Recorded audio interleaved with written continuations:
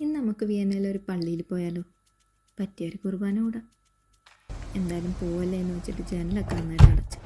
നമ്മളില്ലാത്തപ്പോൾ ആരും കയറരുതല്ലോ. ആദ്യം നമുക്ക് ഗ്രൗണ്ട് ഫ്ലോറിലോട്ട് പോകണം. അവിടെ നിന്ന് എനിക്ക് ഒരാളെ പിക്ക് ചെയ്യാനുണ്ട്. ഇതാണ് ഞങ്ങളുടെ ഗ്രൗണ്ട് ഫ്ലോർ. ഈ വരുന്നതാണ് എൻ്റെ ഗൂഗിൾ മാപ്പ്. ഇവിടെ എനിക്ക് ഇവിടുന്ന് കിട്ടി കേട്ടോ.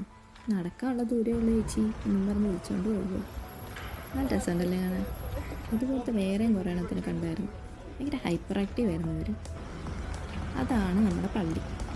നടക്കാനുള്ള ദൂരം ഉള്ളെങ്കിലും മഴ ഞങ്ങൾക്ക് വെച്ച് നാട്ടിൽ നിന്ന് വന്നിട്ട് ആദ്യമായിട്ടുണ്ട് ഇത്രയും നല്ലൊരു മഴ കാണാൻ. പിന്നെ എന്തായാലും ഇറങ്ങിയല്ലേ എന്ന് വെച്ച് ഞങ്ങളൊന്നും അറിയില്ല. മഴ ആയതുകൊണ്ടാണെന്ന് പള്ളിയിൽ ആരും ഇല്ലായിരുന്നു. കുറേ നേരം നന്നായിട്ടിരുന്ന് പ്രാർത്ഥിച്ചു. സ്വസ്ഥമായിട്ട് ഇരുന്ന് കുറേയൊക്കെ നടന്ന് കണ്ട്. ഇവിടുത്തെ പള്ളിക്കൊക്കെ ഭയങ്കര പ്രത്യേകതയായിട്ടും എന്ത് ഭംഗിയാണെന്നറിയാമോ കാണാനായിട്ട്. പിന്നെ ആ വൈകുന്നേരവും മഴയും ഇരുട്ടും ഒക്കെ ആയിട്ട് നല്ല രസമായിരുന്നു. പക്ഷെ എൻ്റെ ഫോണിൽ അത്ര അധികം കിട്ടിയിട്ടില്ല ആ ഒരു ഭംഗിയെ.